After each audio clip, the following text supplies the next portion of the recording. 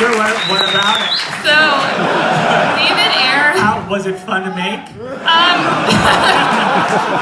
So David Ayer came out and David Ayer, okay. He came out and he talked a little bit more about the early process, about how in Suicide Squad originally their villain was going to be Steppenwolf, and they're going to be fighting parademons and stuff like that, and he also released and also you on Instagram released an image of Darkseid and stuff like that. So I guess my question is kind of, what the hell happened? It's a good question. And what was going to happen?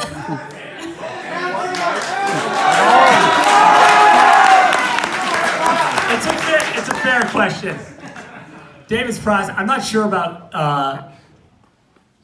that what David's talking about. But, I mean, look, Steppenwolf's in this movie, which was anyway. I mean, you saw him in this movie, so how? Oh, Granny Goodness. Oh, it could have been Granny Goodness. That might have been cool. I don't remember him talking about that, but that could have been cool. Granny Goodness it's also crazy and fun. But yeah, so look, there was a lot of great conversations that I had with David about, even just getting our Batman in and getting our Flash in Suicide Squad to try and start doing that a little bit. But we were also not incredibly. We didn't want to go too crazy with it.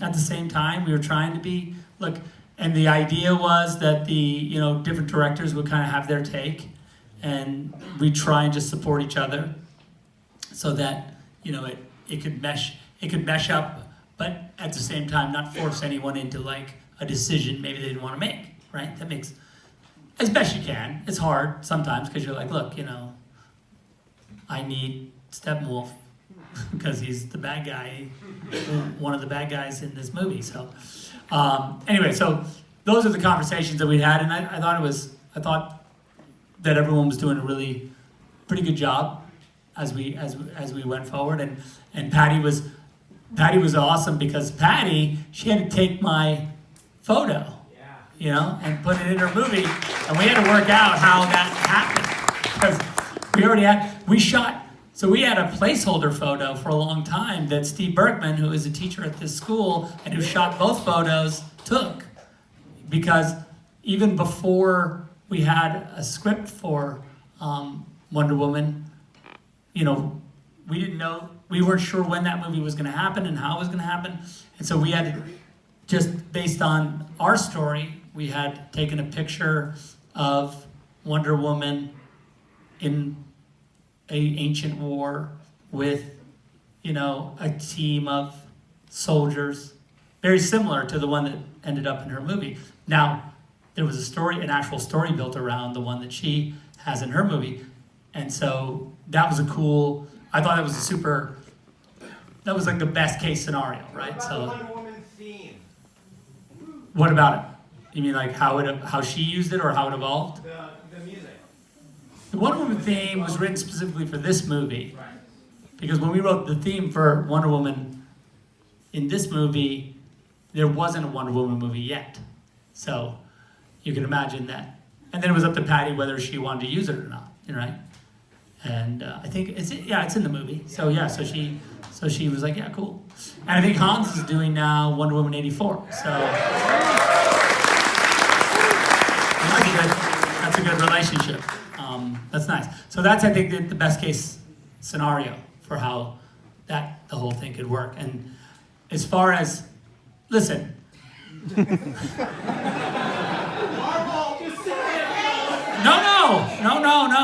What I was going to say is that, look, when this movie came out, understand that we had written, Chris Terry and I had finished the script for Justice League before this movie came out, right? So that script was done. Movie came out, and some people didn't like the movie. A vocal minority. and so I was asked by the studio to say, hey, you can't, there's a lot of stuff we don't want you to do from that script. So we did a rewrite, right, of the script. So the original Justice League that Chris and I wrote, we didn't even shoot. I mean, there's a lot of it that we shot, but the actual idea, the hard idea, the scary idea, we never filmed because the studio was like, that's crazy. And we were so insecure at the time after this movie came out, we were just like, I guess it is crazy. Like, we're fucking nuts. Like, what are we, there's gonna be mass hysteria in the streets if we film this. Apparently. Very large. It's a long story.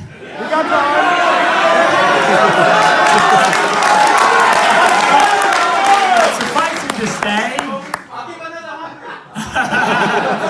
suffice it to say that, like, so look, the truth is that, you know, the nightmare sequence in this movie, right, was always my idea that all of that would be eventually explained, of course. I mean, is that a surprise?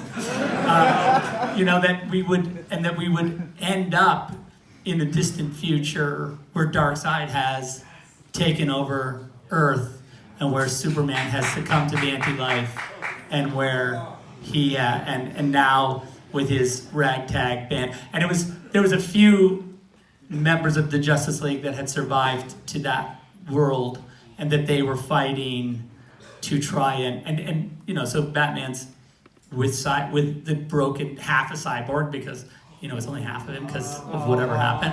They were working on equation to jump flash back to tell Bruce, you know, obviously. You guys aren't surprised because you know this is what I've read it. So now that you know this, don't tell me. I'm just... nice.